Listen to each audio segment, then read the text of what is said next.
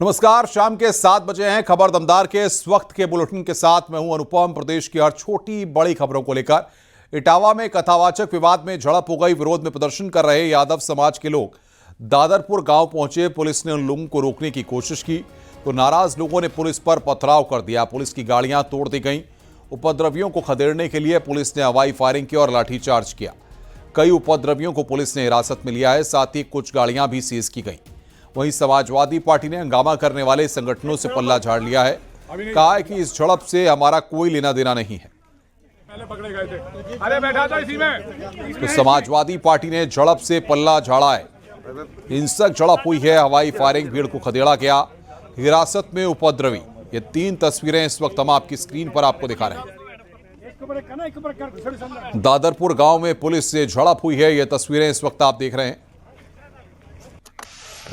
वहीं इस मामले में पुलिस ने कार्रवाई करते हुए 19 लोगों को अब तक गिरफ्तार किया है।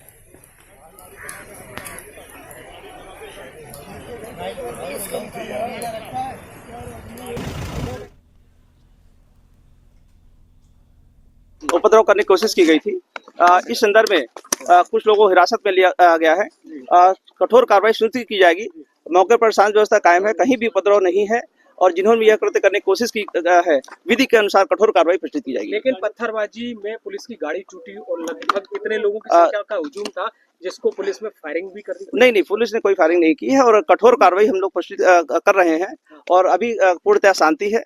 कुछ लोग हिरासत में लिया गया है, पूछताछ की जा रही है और कठोर कार्रवाई की जाएगी। यह सुनिश्चित किया जा रहा है कहीं भी कोई अशांति न करे। सर, लेकिन अब गांव दादरपुर में आप लोग किस तरह की सुरक्षा व्यवस्था का इंतजाम करें, क्योंकि ये तो लगातार इस तरह का ये लोग यहाँ फोर्स से ही अलर्ट यहाँ फोर्स तैनात है, पहले भी तैनात थी और गांव के अंदर कोई भी नहीं जा सका है। रोड पर कुछ लोग आए थे और जिन्होंने अशांति फैलाने की कोशिश की थी, उसी के अनुसार कार्रवाई की गई है। हिरासत में लिया गया है और कठोर कार्रवाई विधि के अनुसार की जाएगी। सर, कितने लोगों कितने वाहन क्षतिग्रस्त हुए पुलिस के इस घटना में? नहीं, अभी हम लोग देख रहे हैं, वाहनों के बारे में देखा जा रहा है और अभी कुछ लोगों को हिरासत में लिया गया, हिरासत में लेकर पूछताछ की जा रही है। क्या पुलिस के कोई कर्मचारी भी घायल हुए हैं इसमें? नहीं, पुलिस के कोई कर्मचारी नहीं घायल हुए हैं और अभी पूरी तरह जांच की जा रही है। जांच के अनुसार कार्रवाई की जाएगी। गिरफ्तारी की अभी कुछ लोगों को हिरासत में लिया गया है। अभी पर्याप्त संख्या भी बताई जाएगी, आपको पूर्ण अभी ब्रीफिंग की जाएगी। ब्रीफिंग के अनुसार जैसा कि मैंने आपको बताया है अभी कि उन्होंने उपद्रव करने की कोशिश की गई थी और सामने ही आप लोगों के सामने उन्होंने कोशिश की थी और कर रहे थे पथराव और इसके अनुसार उनको मौके से हिरासत में लिया गया है। सर, बल्लेवर थाने से लेकर के यहाँ नेशनल हाईवे पे जो भारी भीड़ थी, काफी कल से इनपुट था कि लोग जा सकते हैं, उसके बाद भी हजारों की संख्या में लोग पहुंच गए वहाँ पर। ऐसा कैसे हो सकता है? नहीं, यहाँ पर ऐसे बड़ी संख्या में नहीं पहुंचे हैं।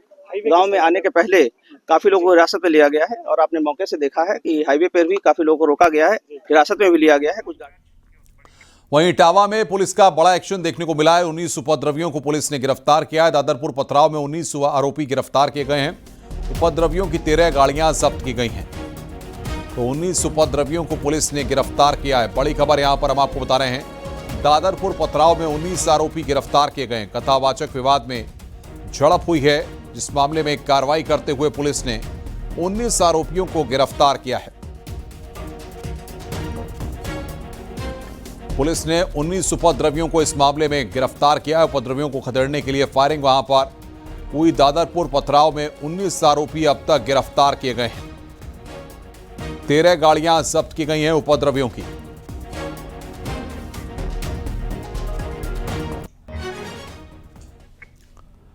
कथावाचक विवाद में पुलिस ने कार्रवाई की है। दोनों कथावाचकों के खिलाफ छेड़खानी और फर्जी आधार कार्ड बनाने का मामला दर्ज हुआ है। कथावाचक मुकुटमणि यादव और उसके सहायक संत सिंह यादव पर केस दर्ज किया गया है। इटावा के बकेवर पुलिस थाने में केस दर्ज किया गया है। इटावा के दादरपुर गांव में भागवत के दौरान 21 जून को विवाद हुआ था।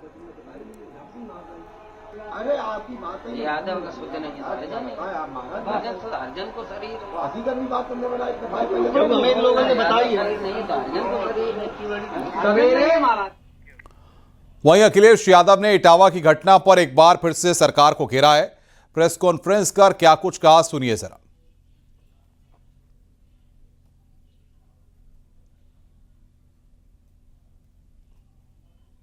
सब मर गए, वहां जेल चले गए, लोग अपमानित हो गए।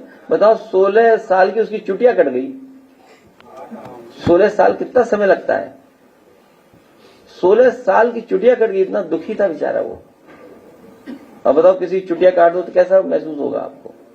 बाल काट दो, वो तो बात हम कह नहीं रहे हैं कि कैसे पवित्र किया गया। बताओ अगर ये बात सच है तो काहे कि हम विश्वगुरु हैं।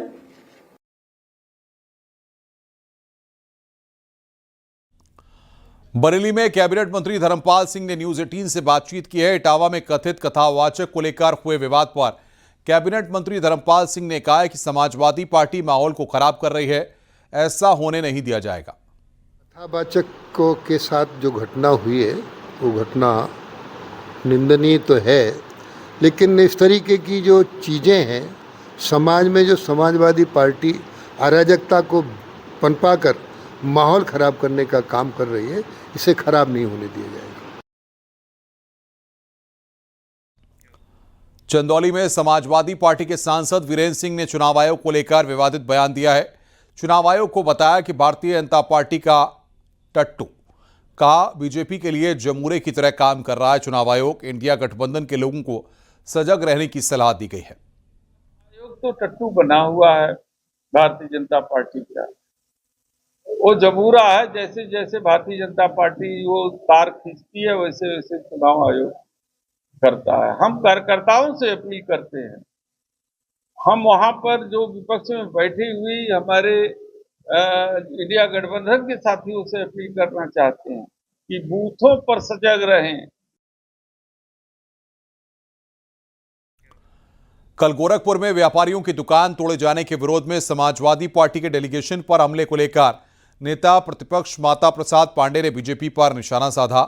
माता प्रसाद पांडे ने कहा कि गोरखपुर में स्थानीय विधायक और मेयर के नेतृत्व में बड़ी संख्या में लोग बुलडोजर लेकर हमारा रास्ता रोक रखा था, फिर हमारी गाड़ियों और पार्टी नेताओं पर हमला हुआ, फिर हम वहीं धरने पर बैठ गए क्योंकि पुलिस भी बेबस नजर आ रही थी।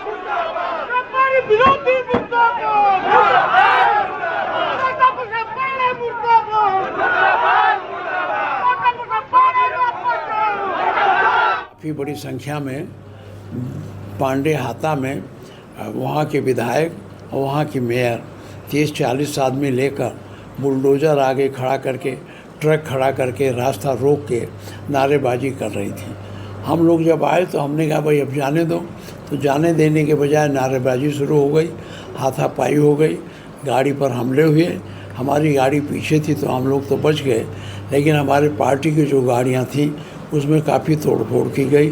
किसी का शीशा टूटा, किसी का पारम फूटा।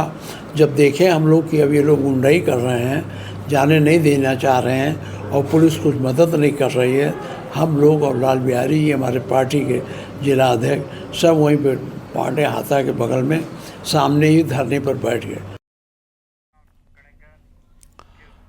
डिप्टी सीएम केशव प्रसाद मौर्य ने अखिलेश यादव पर हमला किया और कहा कि 2027 में हम 2017 को दोहराएंगे, समाजवादी पार्टी को समाप्तवादी पार्टी बनाएंगे और 27 में 2017 दोहराएंगे यूपी के अंदर और समाजवादी पार्टी को समाप्तवादी पार्टी बनाएंगे। और श्री अखिलेश यादव जी का जो अहंकार है, जो गुंडों के बल पर वो बहुत झूम रहे हैं या घूम रहे हैं, वह गुंडों की गुंडागर्दी अब उत्तर प्रदेश में चलने वाली नहीं है। योगी सरकार ने यूपी को हरित प्रदेश बनाने के लिए बड़ा फैसला लिया है। 1 से 7 जुलाई 2025 तक जन्म लेने वाले बच्चों को अब ग्रीन गोल्ड सर्टिफिकेट के साथ पौधे भी दिए जाएंगे। ये पौधे यूपी के सभी जिला अस्पताल, सीएचसी, पीएचसी और अन्य सरकारी अस्पताल में जन्मे बच्चों को प्रदान किए जाएंगे। स्वास्थ्य विभाग से समन्वय स्थापित करते हुए वन विभाग इसे मूर्त रूप प्रदान करेगा। इसका उद्देश्य नवजात के जीवन में खुशनुमा बनाने के साथ प्रदेश में हरियाली बढ़ाने, परिवार को पौध लगाने और संरक्षित करने के लिए प्रेरित करना है। 1 से 7 जुलाई तक उत्तर प्रदेश में पौधारोपण महाअभियान चलेगा। 35 करोड़ पौधे लगाए जाएंगे।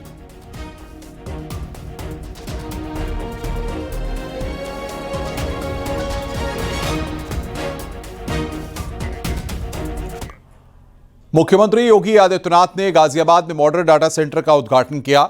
इस कदम को न सिर्फ यूपी के औद्योगिक विकास में बड़ा कदम माना जा रहा है, बल्कि डिजिटल मजबूती के तौर पर भी देखा जा रहा है। सीएम योगी ने कहा कि यह उपलब्धि न सिर्फ मेक इन इंडिया को लेकर मिसाल है, बल्कि तकनीकी आत्मनिर्भरता भी देगा। इस दौरान सीएम योगी ने पिछली सरकारों पर भी निशाना साधा। सीएम योगी ने कहा है कि यूपी पहले एक बीमारू राज्य था और अब देश का ग्रोथ इंजन बनने की राह पर आगे बढ़ रहा है।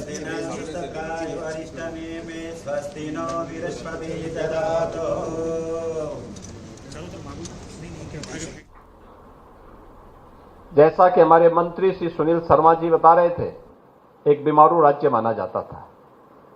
हमारे बारे में परसेप्शन बहुत खराब था और उस दौरान हम लोगों को ये लगता था कि उत्तर प्रदेश जिस पहचान के संकट से गुजर रहा है, ये स्वयं के लिए तो अपनी चुनौती थी ही, लेकिन देश के विकास का भी एक बैरियर बन गया था उत्तर प्रदेश। मैं बार बार उत्तर प्रदेश वासियों से कहता हूं कि आप उत्तर प्रदेश से बाहर अब जाते होंगे, 8 वर्ष पहले जाते थे तो आपको देख करके, नाम सुन करके लोग आपसे बात करना पसंद नहीं करते थे, लेकिन आज जब आप किसी के पास जाएंगे तो उसका चेहरा आपसे बात करते हुए खिल उठेगा कि अच्छा उत्तर प्रदेश से हैं। ये परसेप्शन। और अभी हाल ही में ऑपरेशन सिंदूर के दौरान आकाश मिसाइल और ब्रह्मोस मिसाइल का सफलतापूर्वक परीक्षण पाकिस्तान पर करके हम लोगों ने देखा भी है। मुझे लगता है ये दोनों मिसाइल, जिसके बारे में हम कह सकते हैं कि पाकिस्तान में टेस्टेड हैं और दुनिया के लिए ट्रस्टेड बन चुके हैं, ये हमारी उस स्ट्रेंथ को बताता है जो देश की रक्षा आवश्यकताओं की पूर्ति करने में एक बड़ी भूमिका का निर्वहन कर रहा है। डाटा सेंटर के उद्घाटन के बाद सीएम योगी ने कैलाश मानसरोवर भवन में तीर्थयात्रियों को यात्रा किट बांटी। यात्रियों से सीएम योगी ने बातचीत भी की। सीएम योगी ने गाजियाबाद में कानून व्यवस्था की समीक्षा भी की और अधिकारियों को जरूरी दिशा निर्देश दिए।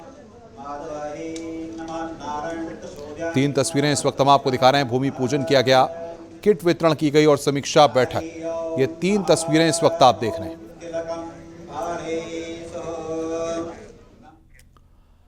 संभल सांसद जियाउर रहमान बर्क को मकान मामले में राहत नहीं मिली है। बर्क के मकान का नक्शा पास नहीं हुआ है।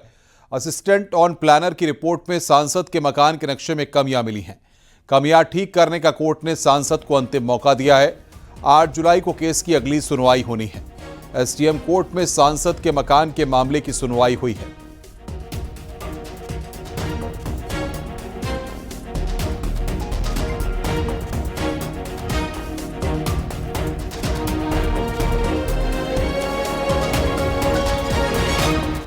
असिस्टेंट टाउन प्लानर की ओर से आनी थी, वो आज प्राप्त हो गई है, जिसमें उनके द्वारा कुछ त्रुटियां अंकित की गई हैं, जिसका सुधार किया जाना, जो माननीय सांसद की तरफ से नक्शा प्रस्तुत किया गया था उसमें सुधार किया जाना है। तो उनको वो सुधार करने के लिए एक अंतिम अवसर दिया गया है कि जो भी त्रुटियां उनके द्वारा अंकित की गई हैं उसको आप सुधार करके पुनः संशोधित नक्शा प्रस्तुत करें 8 तारीख से पहले। तो पुनः संशोधित नक्शा जब वो प्रस्तुत करेंगे तो फिर उसका आवेदन कर लिया जाएगा जो अवर अभियंता रेगुलेटेड एरिया के हैं उनके द्वारा, उसके बाद अग्रिम कार्रवाई की जाएगी। संभल के एसपी सांसद जियाउर रहमान बर्क ने अवैध मस्जिद ढहाने पर फेसबुक पोस्ट साझा किया है। इसमें उन्होंने आरोप लगाया कि बुलडोजर का इस्तेमाल खास वर्ग को कुचलने के लिए किया जा रहा है। उन्होंने कहा कि मुसलमानों की मस्जिदों और दुकानों को अवैध निर्माण बताकर ढहाया जा रहा है, जबकि बगैर नक्शे के लाखों धर्मस्थल सरकारी जमीन पर बने हुए हैं। सांसद बर्क ने प्रशासन पर आरोप लगाया कि वो केवल मुस्लिम समुदाय के खिलाफ कार्रवाई कर रहा है।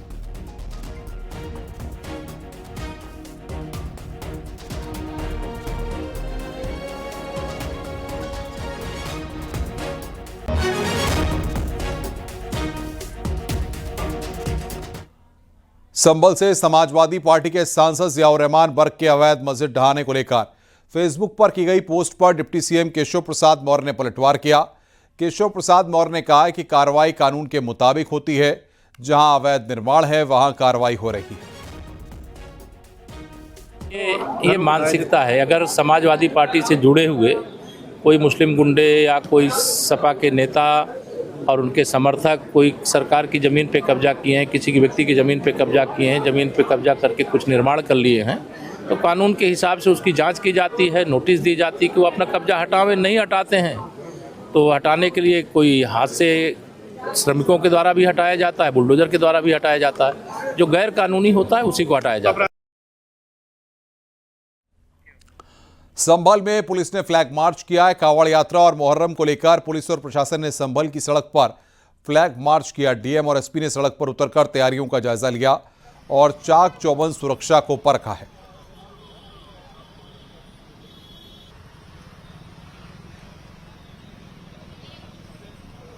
लाउड स्पीकर है, उसको शासन के द्वारा दिए।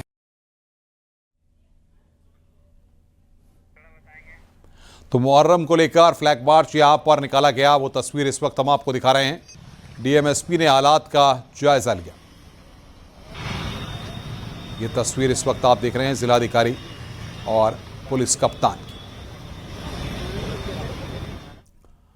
बीएसपी अध्यक्ष मायावती ने एक्स पर पोस्ट लिखकर समाजवादी पार्टी पर जोरदार हमला किया है।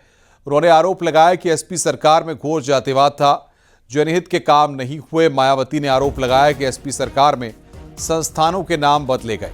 छत्रपति शाहू जी यूनिवर्सिटी का नाम बदला गया।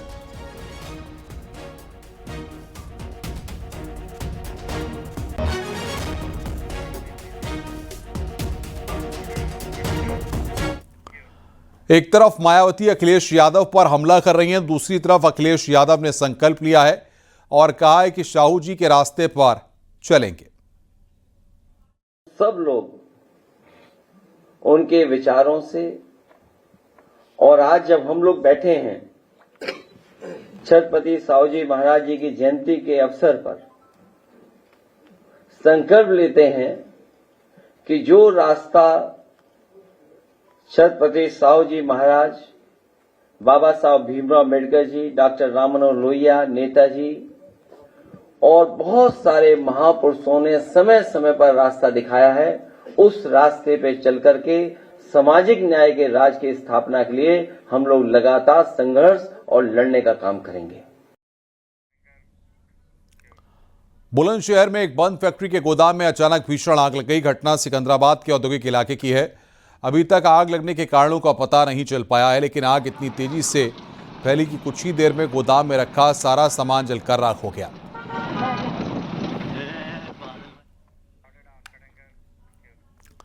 फिरोजाबाद में कांच फैक्ट्री में भट्टी लीक होने से आग लग गई। भट्टी से तेज आवाज के साथ दहकता लावा बाहर निकलने लगा। घटना लालू इंडस्ट्रियल एरिया की है। फैक्ट्री में काम कर रहे मजदूर तुरंत भाग निकले। फैक्ट्री में लगे फायर कंट्रोल सिस्टम में आग बुझाने का प्रयास किया गया, लेकिन आग पर काबू नहीं पाया जा सका। फिर फायर ब्रिगेड की 3 गाड़ियां मौके पर पहुंची और 2 घंटे की मशक्कत के बाद आग को बुझा दिया गया।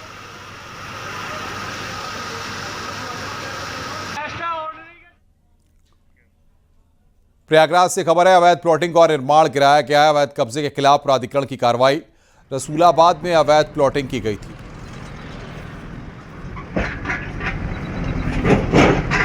तो अवैध कब्जे के खिलाफ प्राधिकरण का एक्शन देखने को मिला है। रसूलाबाद में अवैध प्लॉटिंग की गई थी। गोरखपुर एसटीएफ को सफलता मिली है। वांटेड पशु तस्कर मोनू गिरफ्तार हुआ है। बदमाश पर 25,000 रुपए का इनाम था। पीआरवी टीम पर हमले का आरोपी है मोनू। साल 2022 में मचाया था उत्पात। पीआरवी वैन से मोबाइल कैश लूटा था। 3 साल से नोएडा की कंपनी में काम कर रहा था। कुशीनगर जिले का रहने वाला है मोनू शेख। एसटीएफ ने रामगढ़ ताल इलाके से गिरफ्तारी की है।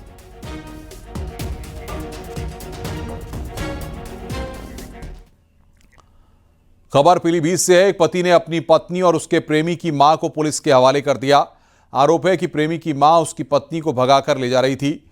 वहीं पति के लगाए गए आरोप को पत्नी ने गलत बताया और कहा कि पति कासिम उसे परेशान करता है, अपने भाइयों के साथ मिलकर गलत व्यवहार करता है, जिसकी वजह से वो अपने प्रेमी सलमान के घर जा रही थी और सलमान की मां उसे लेने आई थी। मामला पुलिस में चला गया और पुलिस अब इन लोगों की पंचायत कर रही है।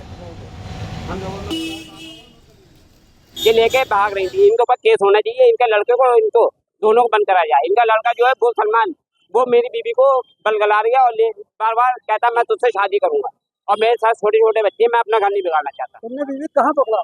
मैंने यहीं पकड़ा, नक्टे जाने चौराहे पे। गाड़ी में बैठो। किसके साथ थी? ये सलमान की अम्मा। सलमान कौन है? ये जिससे ये मेरी बीबी प्यार करती, उसका नंबर भी मेरे कने है सर। और ये वहाँ से नूरिया से ये यहाँ आई थी, दवाई का पर्चे का बहाना कर रही है। मैं अपने पति को छोड़ रही हूँ, पर मेरी मजबूरी है। मेरे पति मुझे मारते हैं, तोड़ते हैं, अपने भाइयों के साथ गलत इस्तेमाल करते हैं। चलो मैं इनकी बीवी बन के रह लूंगी, इनके बाप भैया की बन के रह लूंगी। इनके बाप भैया नशे करते हैं, जुआरी शराबी है। तो किसके साथ जाना चाहती थी? मैं इनके साथ नहीं रहना चाहती हूँ। जाना किसके साथ है? मैं अपने मैके चली जाऊंगी। भले तो सलमान को कह रहा है, मैं नहीं करूंगी उसको, मैं इसके साथ फिर भी नहीं रहूंगी। तो सलमान की माँ तो तुम्हारे साथ है? वो आई थी, पर मुझे नहीं पता था दुपट्टे में बैठी थी, ना मुझे लेने आई थी सर। ये खबर फतेहपुर से है। सीआईडी लखनऊ और चांदपुर थाना पुलिस को सफलता मिली है। करोड़ों की धोखाधड़ी करने वाले 5 आरोपियों को गिरफ्तार किया गया। मामला साल 2019 का है। धोखाधड़ी के एक पुराने मामले में ये 5 फरार थे।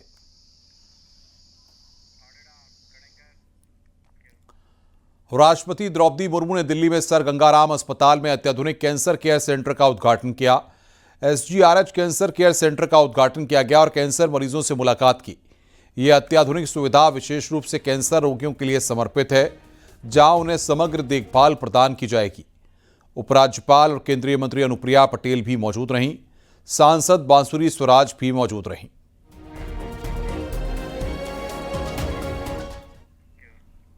बुलंदशहर में सालों से फरार चल रहे 5 साइबर ठग पुलिस के हत्थे चढ़े हैं। आरोप है कि इन लोगों ने बैंक कर्मियों की मिलीभगत से भोले भाले लोगों के खातों से करोड़ों रुपए उड़ा दिए। गिरोह का भंडाफोड़ तब हुआ जब एक गरीब मजदूर के बैंक खाते में अचानक 1,95,00,000 रुपए की भारी भरकम रकम ट्रांसफर हुई। आरोपियों के पास से कई फर्जी दस्तावेज, मोबाइल फोन और खातों से जुड़े अहम सबूत भी बरामद किए गए हैं।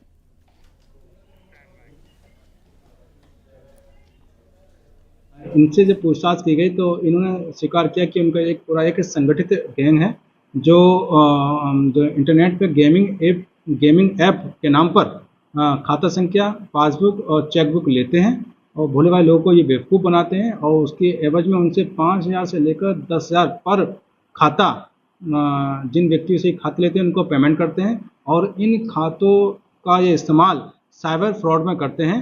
इनसे पूछताछ में मालूम चला है कि इनके भी 2 अन्य एक सरगना हैं जिनका नाम मनीष, क्रमशः मनीष एवं जग्गा है।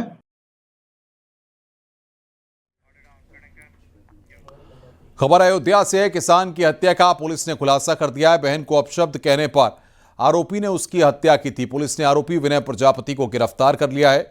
शराब के नशे में नागेंद्र यादव ने विनय प्रजापति की बहन के बारे में अपशब्द कहा। इससे नाराज होकर विनय ने नागेंद्र की हत्या कर दी।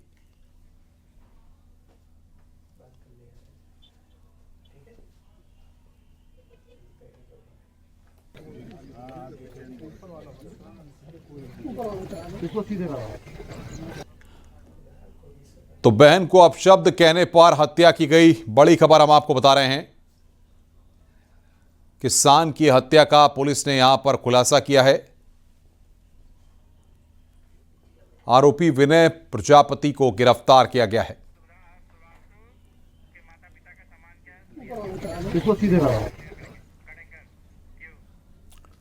और इस वक्त की बड़ी खबर हम आपको बता रहे हैं। मुख्यमंत्री योगी आदित्यनाथ ने यहां पर सम्मान किया है। आपको बता दें कि शुभांशु का, उनके परिवार का सम्मान यहां पर किया गया है।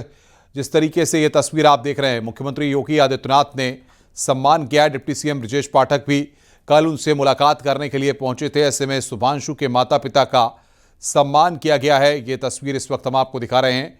मुख्यमंत्री योगी आदित्यनाथ ने उनका सम्मान किया है। शुभांशु शुक्ला के माता पिता का सम्मान किया गया है। जिस तरीके से भारत ने अंतरिक्ष में इतिहास रचा है, वो तस्वीर भी हम आपको दिखा रहे हैं। और मुख्यमंत्री योगी आदित्यनाथ ने शुभांशु के माता पिता को सम्मानित किया है। वो तस्वीर भी इस वक्त आप देख रहे हैं।